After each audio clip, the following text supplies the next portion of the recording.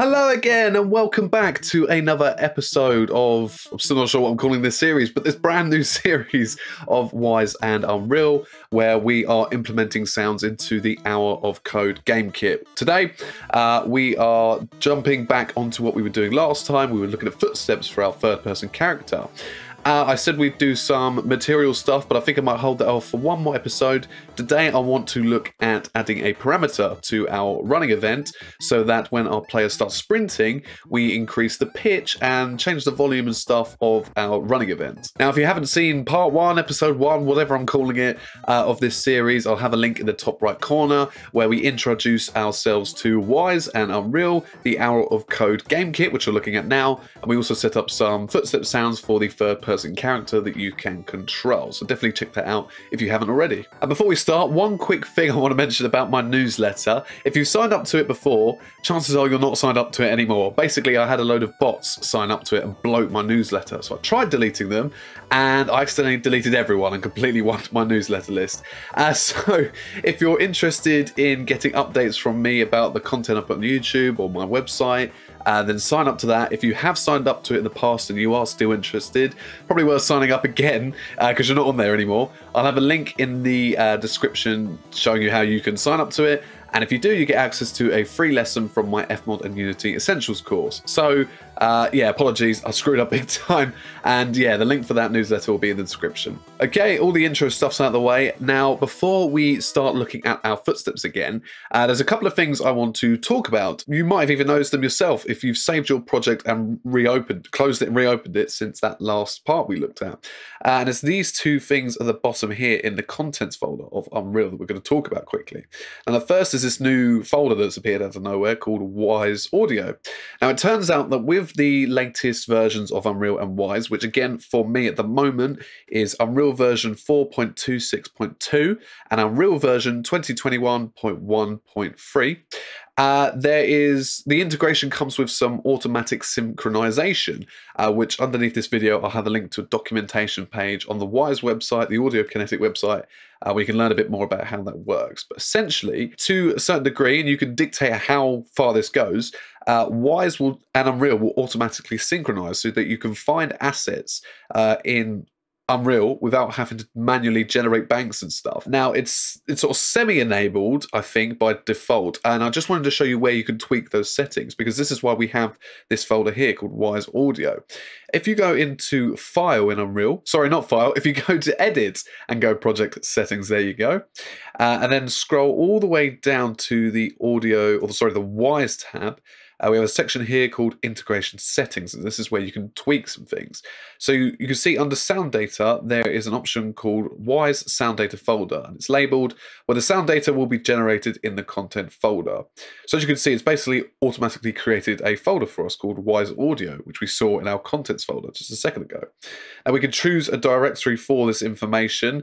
As you can see, it's created that folder automatically, but we could put it in the Wwise folder that we created in the last lesson. Right now, I'm probably not going to change it. I don't think I need to, and I kind of want to learn a little bit more about how this asset synchronization works before I start really messing around with it. So I'm going to do some tweaking behind the scenes and come back to you on this. So for now, I'm just going to leave everything as it is. If we quickly open the folder up, it's basically got some replications of what you might recognize from last episode where we built our banks. Now, we built our banks for 2 platforms, Mac and Windows. If we open that up, we built it for 1 language, the US version of the English language, and at the moment these folders are empty. So to be honest, I'm not really going to mess around with these too much. I'm just going to stick to the Wwise folder I created last time. Now, this is also something new as well. We've got an asset called Init Bank. Now, Init stands for initialization. And again, underneath this video, I'll have a link to a documentation article. We can learn a bit more about this bank. But I wanted to sum it up quickly because it's very important. What it is, it basically holds all the general information about your Wwise project and brings it over into Wwise. That general information involves anything that sort of can be used. Best way I can describe it is for any of the events that you create or any of the audio assets you create. So that's things like buses, that's things like game syncs, which we're going to talk about a little bit today. And there's sort of 4 main game syncs, I think. There's parameters or RTPCs, there's switches, states, and one that I'm forgetting. But this bank sort of holds all that data, that information, brings it over into Unreal, and then Unreal reads it and knows sort of how to use those things. So this one is quite important. Don't stress yourself out too much if you don't have it. It should eventually appear thanks to the asset synchronization settings. All I'm going to do, I'm going to take this, I'm going to drag it into my Wwise folder I created earlier. I'm going to say move here, open it up, then again move it into my banks folder, move here, and there we go, just to neaten things up a bit. I've now got my 2 main sound banks. So this one called main holds all my sort of audio files and the assets that are controlling those audio files, such as the random containers and the events we created last time. And this one holds general information about my Wwise project, so game syncs, buses, etc. Things we'll look at later on. Cool, okay, so with those things out of the way, let's talk about what we're actually doing today. So like I said, what we want to do is basically add some dynamics to those footsteps we added last time. As we know, there is a sprint mechanic in this game. We can hold shift. In fact, let's play the game quickly. So we can run around like we did last time, and we'll hear our footsteps. Like so. But if we sprint, we do hear those footsteps, but they're near identical to just normal moving around. So that's what we want to change. We want the sounds to change and be tweaked slightly when the player holds shift and starts moving faster to communicate to that player that change in state that they're in now. Okay, so let's first of all start off in Wwise, where we're going to look at parameters, which I spoke about earlier. In Wwise, they're known as real-time parameter controls, or RTPCs, and they allow you to basically change the settings of your audio containers that we were looking at last time. So like last time, the first thing we want to do is jump into the designer layout, which we can do by pressing F5 on our keyboard. Then we want to go to audio, and then we want to select one of the containers that we're going to set up an RTPC for. So let's click on running. Now my goal is to basically tweak the volume and the pitch of the running container so that when we're holding sprint, the pitch goes up slightly and it gets a little bit louder. If we have a look in the container property editor, we have a tab called RTPC. Now this is where we're going to set up those changes, or at least control them. What we want to do, but can't do yet, is click on these 2 arrows here, create, and this will allow us to control one of those 2 things, the pitch and the volume. So if we go down to the bottom, we've got voice pitch and voice volume. So if I click on voice volume, I can then control it with something. Now I choose what I want to control it with these 2 arrows here. Now, obviously, we want it to be a game parameter, but sadly we don't have any game parameters yet. So we want to create some. And we could do it here by clicking new, but I want to show you this other window that's a bit more, it's like the main window, the main hub for any game syncs, such as RTPCs. So we'll come back to this window in a second. But first we're going to go to the Game Syncs tab in the Project Explorer, and here we go. We can see the 4 main the 4 main game syncs, which are switches, states, game parameters, and triggers. Now, to create one, what we want to do is click on the default work unit and use this little button at the top here to create one. So it says create new game parameter. Let's click on that. I'm going to give this a name, so let's call this layer speed. There we go. So the way we set up a parameter is using the game parameter property editor. Now there's only a few sections to this, so let's quickly talk about them all. The main one we're going to use is range. But let's quickly start by talking about the bind to built-in parameter. Now, what we're doing, or what our aim is to make a custom parameter. Custom parameter is basically one that we're going to have to set up ourselves in Unreal and dictate how it's going to be controlled. What in Unreal, in our game, is going to determine the change of our parameter, and thus the change of our volume and our pitch to our sounds. But a built-in parameter, you don't have to do that. You just click on one of these parameters, so let's say distance, for example, and thanks to some pre-programmed magic that the Wwise developers created and has then gone into Unreal thanks to us integrating the 2 together, all we have to do is set the parameter up with one of our audio containers and boom, we're good to go. So for example, we could use this distance parameter. Now we could maybe say at a distance between, well, first of all, let me take a step back. So how a distance parameter would work is that depending on where we decide to play our audio from, the distance between that audio location, let's say the player, and the camera in Unreal would be measured, right? Now let's say in Wwise, we hooked up this distance parameter to our running container and said that when the distance parameter is at 100, our volume is at 0 decibels, and when it's at 0, the minimum, it's at minus infinity, so we can't hear it. Depending on how far the player is from the camera, would then control the volume of our container, and we wouldn't have to mess around with any blueprints for that to work. We just set it up in Wwise, hook the two up, and we're good to go. So those are what built-in parameters are. But like I said, we want to make our own. So I'm going to click None in this section here. Next is the interpolation section. This basically allows you control at what rate the parameter changes, I suppose, changes the value. In Fmod there is an equivalent to this. It's called like the seek speed option. And if you were to say in an instant change the parameter's value, so let's say, as you can see here, the value of this parameter is defaulted at 0 and can range between 0 and 100. So let's say it starts at 0 and then the game is running along, you know, player's doing something, let's say it goes through a door, and at that moment we set up some code and say, okay, when the player goes through the door, set the parameter to 50, just do it instantly. If we left this as none, that would happen instantly. But if we choose one of these settings, that change will happen over time, depending on how we set these settings. And we're not really messing around with either of these two settings today, so I'm going to leave it as none. Finally, let's talk about the range. So this is basically, maybe I should have started even with the range, because this is what makes up a parameter. A parameter is basically a range of numbers, right? From 0 to 100 as the default, but you can change that if you want. And you can use these to control a change in your audio. So you can say when the parameter is at 0, the audio does X, and then when it's 100, change it to Y. For example, what we're going to do is with our volume or with our pitch. You then hook that parameter up to something in Unreal that determines the value of the parameter and thus determines the change in your audio, okay? Now, the question is, what numbers are we going to set our range to, and what are we going to hook our parameter up to in Unreal?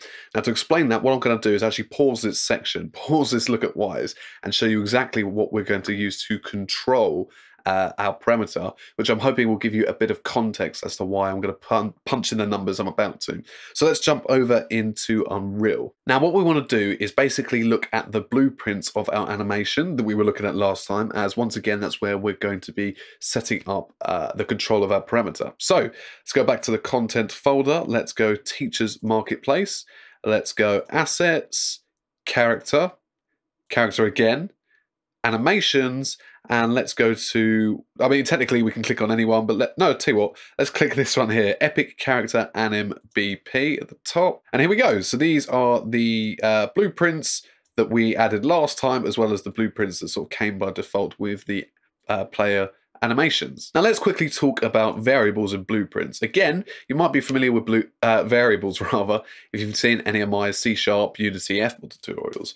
Long story short, in programming, a variable basically just holds a bit of information for you, and you can use that information however you wish. And it comes in various forms. You can have information in the form of numbers, true or false values, so binary, either one or the other. You can have it in what's known as string data, which is like words and characters. And yeah, there's other different types, but those are like the main ones. So you could create a variable and it could just hold a number. So you can create a variable that holds a number 2. Then later on, you can change that number if you want. You could say change that variable to 5. You can check what that value is.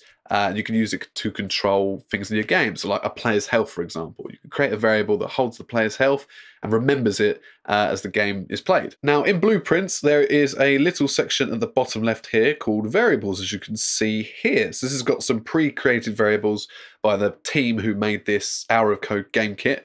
One of them which we're going to use today. So there's one called speed. Now, like I said, there are different sort of types or different data types basically that you can use for variables.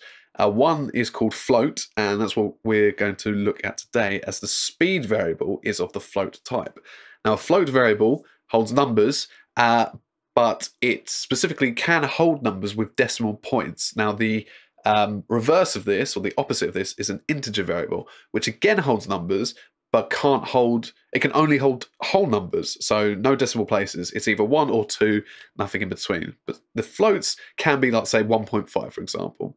So as you can see, this one is called speed. Now, I've done a bit of testing earlier. I'm going to show you how I tested this, actually. Turns out speed basically measures and controls the speed that the player is going at. Now, we can use that for our purposes today. We could, you know, there's a few ways to check at what moment the player starts sprinting. We can say check for a button prompt, but we can also check this variable.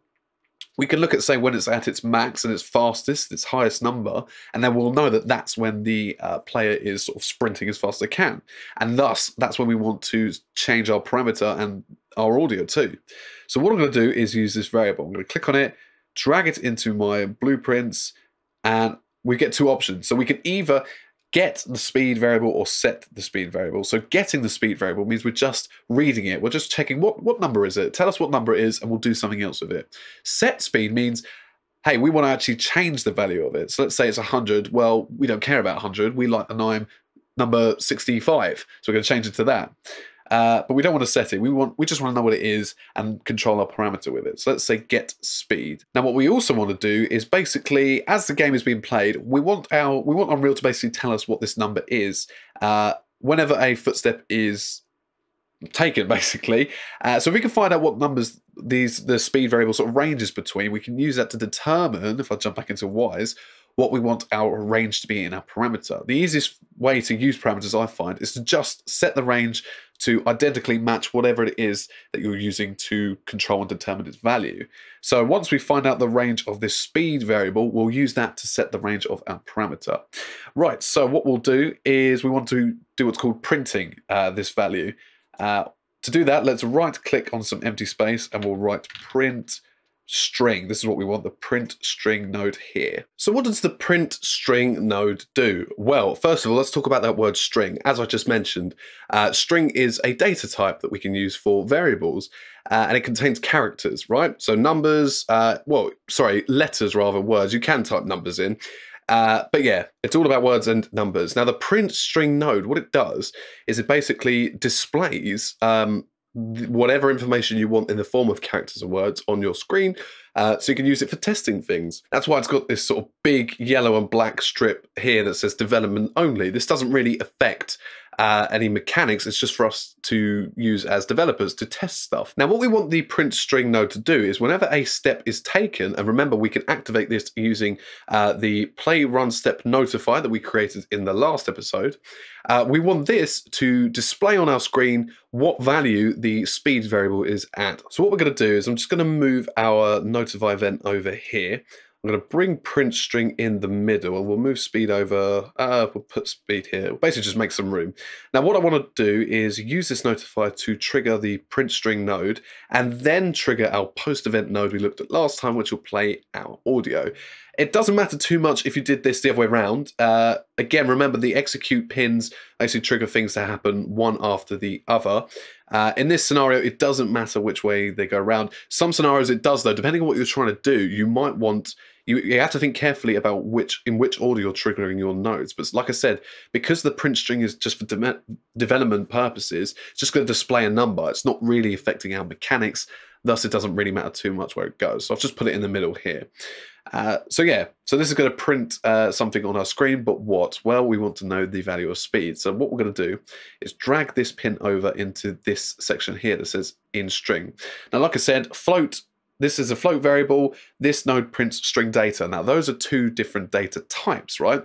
And you can tell this by the color of them. So this pin here is sort of a yellowy green. This pin here is purple. Basically, they're not compatible. However, if we drag them into each other, thankfully, Unreal recognizes this and does a little conversion. So this node here specifically converts a float value to a string. So it basically converts it into a character that we can now use in the print string node. Cool. And that's that done. So let's quickly save our blueprint, compile, let's minimize it, and let's play our game. Right, now let's walk around a bit. And as you can see in the top left corner, we've got some numbers. So let's look at what those numbers range from. So generally, if we're just moving at the constant speed that we move at whilst holding W, it sort of sits at 599 and 600. I'm assuming it's trying to sit at 600. But occasionally, as you see there, 363, there are gaps where, as the player's sort of building momentum up and speed, if a step's taken during those moments, it will, display one of those numbers because it hasn't reached that max speed of 600. I'm trying to get it to repeat, but earlier I saw on 83, and there you go, 0. So we're slowly understanding our range of this variable. It starts from 0. And when we sort of max out our speed, we get to 600, okay? Now, what happens if we sprint? So let me start moving again. There we go, the number's increased. So it seems we're running at max speed. The variable can go all the way up to 1,200. And again, any areas in between. So for example, as I'm turning and sort of slowing down a bit, the variable hits numbers like 900 in between that 600 and 1,200. So we go, long story short, the speed variable we know ranges from 0 to 1,200. When we're at 0, we're not moving. When we're at 600, we're sort of running. And then when we're at 1,200, we're sprinting, where we're holding down shift. Now, brilliant. So we can use that. Let me quickly exit the game. If I go back into Wwise, that's basically what we want to set our parameter to, those numbers. So the minimum we want 0, the max we want 1,200, and the default doesn't really matter too much because as soon as we trigger a step, we're just going to change it. Let's just leave it as 0. We might as well. Brilliant. So now we know what range we're using. We can use this parameter to change some stuff with our random container. Like I said, the volume and the pitch. So let's go back to our audio tab and let's click on running. There we go. And here we are. So we're back in that RTPC section of the container property editor I talked about earlier. So as I mentioned, we had nothing to control the voice volume, but now we do. Let's click on these two arrows, game parameters. We can click on player speed and we get access to this graph. So this allows us to determine depending on what value our player speed parameter is set to, what volume our container is going to be. So between 0 and 600, as we saw, the player is not moving. Well, not moving at 0, but is moving at 600. Now, when they're not moving, we're not playing anything. And when they are moving at 600, we're playing our footsteps, our running container. Don't forget, we've also got this walking container, which we're not actually setting up a parameter for. Basically, whenever we're in between 0 and a speed of 0 and 600, we're going to be hearing most likely that walking container anyway. So not really too fussed about the values between these. What I will do is just leave it at 0. Basically, I don't want any changes to happen to the volume during 0 and 600. But obviously, like I said, once we sort of go over 600 and reach 1,200 when we're sprinting, we do want to increase the volume. So what we can do is if I hold control, if I double click, there we go. If I double click, I can add a new node to this graph. So I'm just going to sit at 0 on 600. Then this node at the end, I'm going to increase to, let's say about 3, not 23, about 3, so not too much of an increase. And then, yeah, using this marker, we can sort of test out our new parameter. So if I set it to like 400-ish and play the random running container, and then if I increase it to 1,200, we can see there it's a lot higher. You can even do this at any moment using the transport control section. You can go to RTPCs and you can see here, you can change it, you can move the number around and do a bit of testing. Cool, so that's voice volume. Let's do the same for pitch. So let's control something else with that parameter. Let's choose to control the voice pitch. Let's also hook up the player speed parameter to it. And again, we're going to do roughly the same thing. Between 0 and 600, don't want any change. But if it reaches 1,200, let's increase this to, see this uses sense, I think, so it's a bit hard to determine. Let's say about 300, and then let's do some testing. So how does it sound when it's at 0? And now how does it sound at 1,200? Yeah, I might even drop that down a bit. Let's say 200. Yeah, but so just a little subtle tweak I'm doing, so I'm quite happy with that. I don't want to change the pitch too much. And that's pretty much it in terms of what we have to set up in Wwise. All we want to do now is quickly save our default work unit that contains that running random container with Control and S or Command S if you're on Mac. The events tab, remember we don't really have to change this too much. It still contains our container with those updated information about the RTPCs we've hooked up to it. The one thing we do have to do is go to the sound banks and regenerate those because we've made changes to them. So we want to change our layout. So remember, you can come up to layout and click sound bank, or you can just press F7. There we go. If we click on main, it's got our running events in it already with our running container. So don't have to do anything new there. All we literally have to do is click generate all, just regenerate basically. Generate selected or generate all will do. There we go. Give it a sec. And we're good to go. So let's close that. Now we're all set up in Wise. Let's jump back into Unreal, specifically the blueprints, because like I said, now we have to control those numbers essentially. Again, remember, if we were using one of those pre-built parameters, like the distance parameter, we wouldn't have to do anything here, but we've created our own unique parameter. So we do have to hook that parameter up to something. Like we've established, it's going to be this speed variable here that controls it. So how are we going to do that? Well, first what I'm going to do is I'm going to get rid of the print string and this conversion node here, because we don't really need them. You can keep them if you want to keep track of the speed, but I'm confident I don't need it for now anyway. So I'm going to get rid of those. What I'm going to add is a new node that's specific to Wise. So let's type RTPC, and here it is. So we can either set we've got two nodes basically, set RTPC or get RTPC. Now, just like with that variable where we had a set and get option, we can either find out the value that that parameter is on, which remember by default is just going to be 0, or we can change it using the set one. So let's click on set. So like I said earlier, you can basically determine in which order your nodes go in. In this case, in this scenario, it is important that set RTPC goes before post event, because obviously we want to set that parameter the parameter's value before we play the footstep so that we can hear the change that the parameter creates. If we did it after, we wouldn't hear the change, would we? We'd be hearing a footstep and then saying, oh, now change the parameter and thus change the volume because it's running. That'd be dumb. So let's make sure this definitely goes in the middle, and let's hook it up to our notify event to trigger it. And after that, we'll trigger post event. So now we've hooked it up. Now it's going to trigger. We have to tell it what parameter in Wise that we wanted to trigger. Now we've only got one, but we have to tell it here. So let's click on this drop down menu here. Where it says RTPC, let's remove that and let's type player speed. Now, if you remember from the last episode, I said that it's really important to get the names of anything right if I quickly jump back into this section here. Let's go content. Let's go into our Wise folder. So banks, for example, whenever we're creating a bank that's going to hold one of our banks in Wise, we have to get the name exactly the same, spelled exactly the same, read exactly the same as it is in Wise. And the same goes here. So if we've called our parameter player speed, it's vital that the parameter is also called player speed, which it is. It's all spelled correctly, capitals are the same.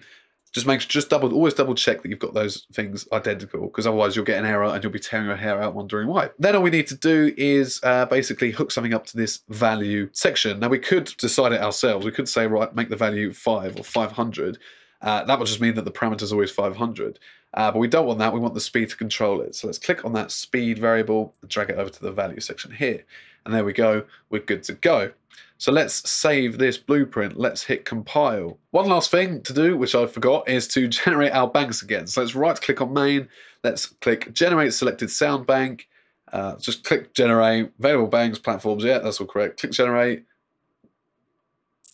But there we go. I was waiting for the beep. There we go. Okay, so if we test our game now, if I start running around, we hear the footsteps sort of normally. If I start sprinting,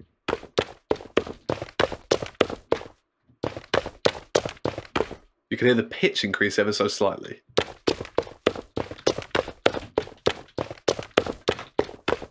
Now, if you're having a hard time hearing the difference, because it is quite subtle, don't be afraid to go back to your parameter and just set the pitch to say something really extreme so you can definitely hear the change.